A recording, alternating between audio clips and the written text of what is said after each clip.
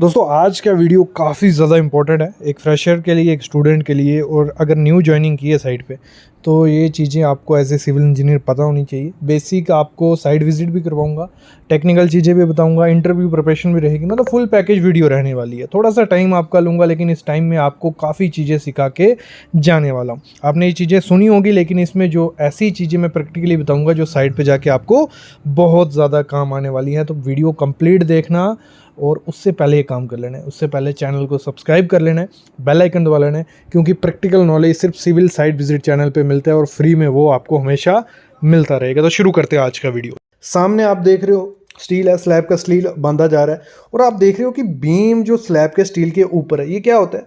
ये हमारे होते हैं हैच बीम, इनको बोल लो हैच बीम, जहाँ आप कंसील्ड बीम बोल लीजिए। तो इनका काम क्या है? ये स्लैब बीम होते हैं, मतलब स्लैब के अंदर ही दिखेंगे। जैसे हमारी कंक्रीटिंग हो जाएगी तो ये बीम ना नीचे से दिखेंगे ना ऊपर से दिखेंगे, मतलब ये स्लैब के बीच में ही रहेंगे। ये वहाँ प्रोवाइड किए जाते हैं, यहाँ पे देखो आपको स्लैब के नीचे बीम नहीं दिखाना है, जहाँ जहाँ ज़्यादा लोड नहीं आने वाला है, तो उस एरिया में हम इनको बीम को प्रोवाइड करते हैं और इस काफ़ी ज़्यादा सस्ते पड़ते हैं as compare to T beam. तो ये होते हैं आप स्लैब बीम या कंसील्ड बीम इन्हें बोल लीजिए। फिर अगला टॉपिक है, आप देख रहे हो यहाँ मिस्टेक की जा रही है। यहाँ कवर ब्लॉक जो होता है, हमें कवर ब्लॉक प्रोवाइड करना पड़ता है स्लैब में।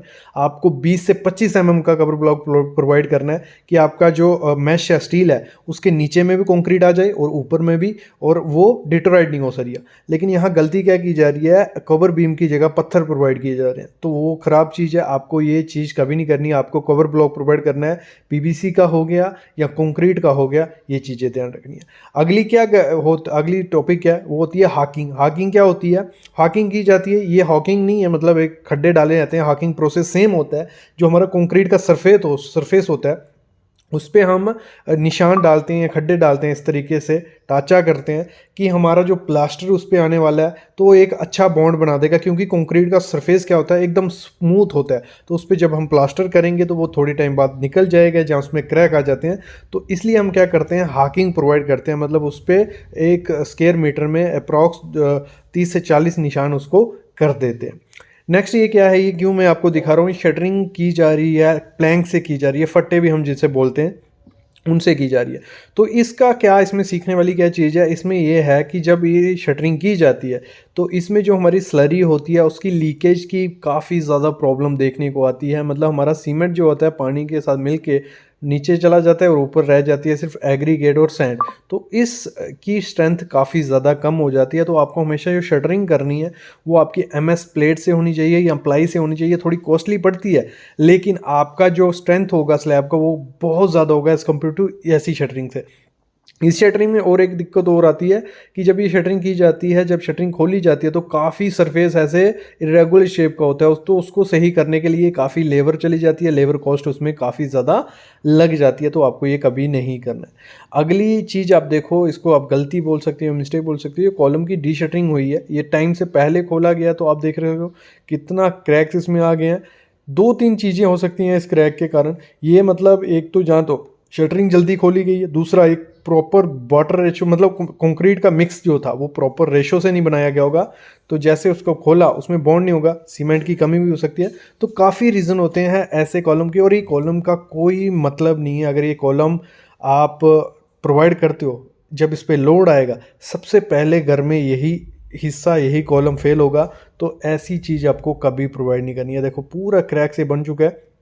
तो एज ए सिविल इंजीनियर ये आपको चीज़ें ध्यान रखनी है जब भी आपको कॉलम प्रोवाइड करना है। अब डिस्ट्रीब्यूशन वार होते हैं, हम क्यों प्रोवाइड करते हैं? देखो सबसे पहले एक बेसिक समझना, इसका मैं थोड़ा 2 वे का भी क्लियर कर देता हूं। इसी के बीच जो हमारा, अगर मैं इसको पकड़ के चलूं, ये 2 मीटर है हमारा, ये स्पान है हमारा 6 मीटर, ठीक है। तो इसमें क्या है, जब भी मेन बार जो डलेगा आपका वो छोटी साइड में डलेगा। ये आ गया मेन बार, पहले मेन बार डलता है, ये साइड पे कंफ्यूजन होगी जाके आपको, क्योंकि जब भी आप स्टील बार बंधवाओगे साइड पे तो सबसे पहले आपका छोटा बार डलेगा, उसके ऊपर आएगा हमारा डिस्ट्रीब्यूशन बार।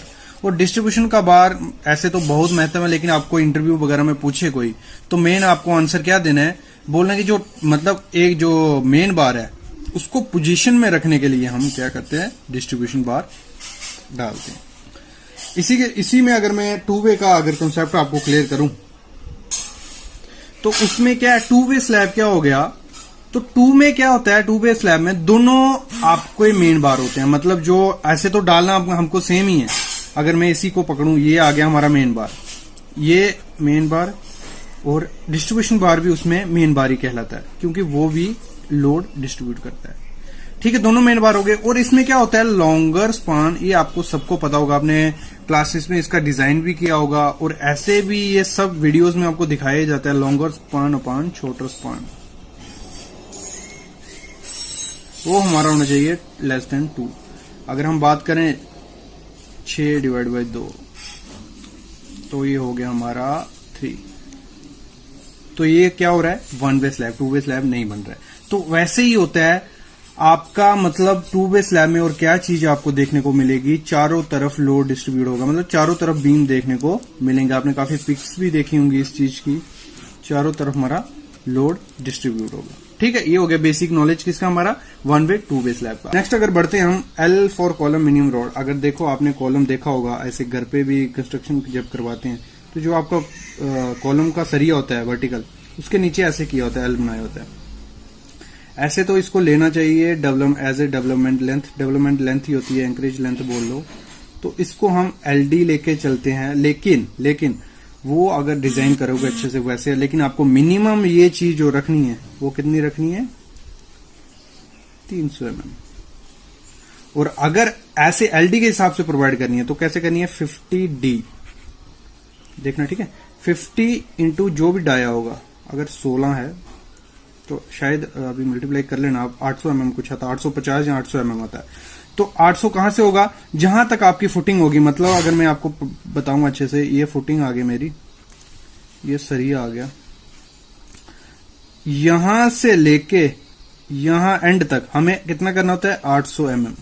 800 mm क्या है, 50D, जो भी सरिया होगा, जिस हिसाब से 20 का होगा तो 1000, हमें 1000 करना होता है, मतलब 50D के हिसाब से हमें इसको पूरा करना होता है। बाकी मिनिमम कितना आपको रखना है, ये वाला एल 300 mm।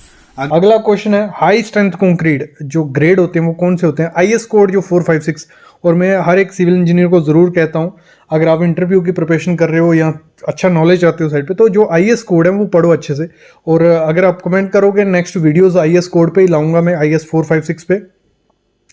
तो आईएस कोड 456 2000 कहता है जो हाई स्ट्रेंथ कंक्रीट है ग्रेड है वो है M65, M70, M75, M80, M85, M90, M95 और M100। M हो गया मिक्स, और 65 उसकी होगी कैरेक्टरिस्टिक स्ट्रेंथ। तो ये मिक्स डिज़ाइन है पूरा। तो अगला क्वेश्चन है, but is the function of column in building. जो बिल्डिंग्स हैं उनमें कॉलम का क्या फंक्शन रहता है। तो कॉलम एक वर्टिकल मेंबर है जो सपोर्ट क्या करता है, जो भी स्ट्रक्चरल, देखो स्लैब है, स्लैब का लोड बीम पे, बीम का कॉलम पे, और ऊपर के स्टोरी के कॉलम का नीचे वाले कॉलम, वो कॉलम नीचे ट्रांसफर करते हैं यहाँ फुटिंग में। तो वो लोड ट्रांसफर का काम करता है और काफ़ी इंपॉर्टेंट एक मेंबर है हमारा कॉलम। ठीक है, अगला क्वेश्चन है, जो सीमेंट सैंड एग्रीगेट रेशियो होती हैं जो कंक्रीट मिक्स हैं, नॉमिनल मिक्स हो गए या डिज़ाइन मिक्स, M10 का होता है 136। 1 हो गया हमारा सीमेंट, 3 हो गया सैंड और 6 हो गया एग्रीगेट। क्लियर।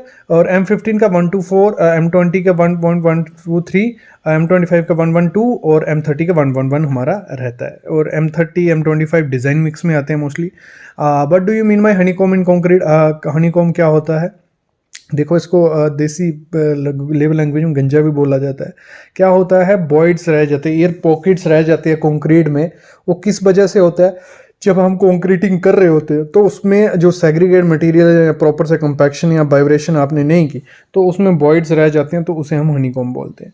तो why should pumping not be used in concreting work. देखो पंपिंग क्यों पहले पॉसिबल नहीं हो पाती थी, काफ़ी ज़्यादा दिक्कत आती थी।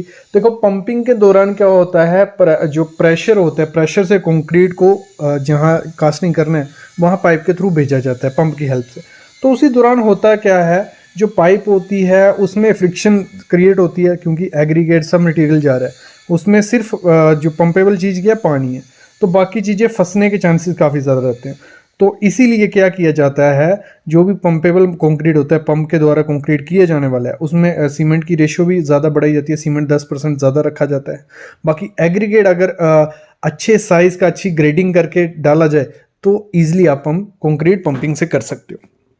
अगला क्वेश्चन है, what is the number of concrete cube sample taken from 6 cubic meter. अगर 6 से 15 एम क्यूब कंक्रीट है तो कितने सैंपल हमें देने होते हैं। देखो 7 दिन पे हमारे 3 सैंपल चेक होते हैं और 28 दिन पे दोनों पे चेक किया जाता है। कंक्रीट की स्ट्रेंथ चेक की जाती है कि जिस ग्रेड का कंक्रीट बन रहा है उतनी स्ट्रेंथ वो ले पा रहा है नहीं ले पा रहा है, तो हमें 2 सेट उसके करने होते हैं।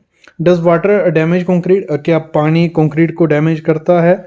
देखो जो प्लेन सीमेंट कंक्रीट होता है, प्लेन जिसमें रेनफोर्समेंट नहीं है, उसको पानी से कोई इफेक्ट नहीं पड़ता। लेकिन जहाँ आरसीसी हुई है, अगर आरसीसी के अंदर पानी घुस जाए तो जो सरिया हमारा होता है उसमें क्रोड लग जाती है, डिटोरेशन स्टार्ट हो जाती है और जो स्टील है वो सड़ जाता है अंदर और वो इफेक्ट कर सकता है कंक्रीट को। तो जो आइडियल सीमेंट मिक्स होता है उसका इनिशियल और फाइनल सेटिंग टाइम कितना होता है। तो इनिशियल आइडियल होता है 30 मिनट इनिशियल सेटिंग टाइम, और फाइनल उसका होता है 10 आवर या से 600 मिनट उसको बोल लीजिए। और मैसनरी के लिए सीमेंट 90 मिनट उसका इनिशियल रखिए और जो फाइनल उसका 24 आवर का उसका रहता है। एंकरेज लेंथ क्या होती है, कोई पूछे आपको, तो IS कोड 13920 2016 कहता है एंकरेज लेंथ जो होती है वो इक्वल किसकी होती है, डेवलपमेंट लेंथ के प्लस 10 dB। 10 dB क्या हो गया, मतलब पहले तो समझ लो डेवलपमेंट लेंथ हमारी मोस्टली 50D 60D 45D ये रहती है, लेकिन जो हमारी एंकरेज लेंथ होती है वो होती है डेवलपमेंट लेंथ, मतलब 50D प्लस 10 dB। 10 dB क्या हो गया, 10 जो भी डाया का बार यूज कर रहे हो वो। But are the common method of curing the concrete, कौन से कॉमन मेथड है जिनसे क्यूरिंग की जाती है। एक स्प्रेइंग होता है, पानी फुहारा मारा पाइप से।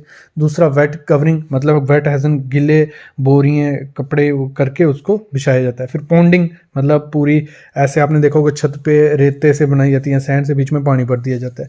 फिर केमिकल क्यूरिंग की जाती है, कैल्शियम लगाया जाता है।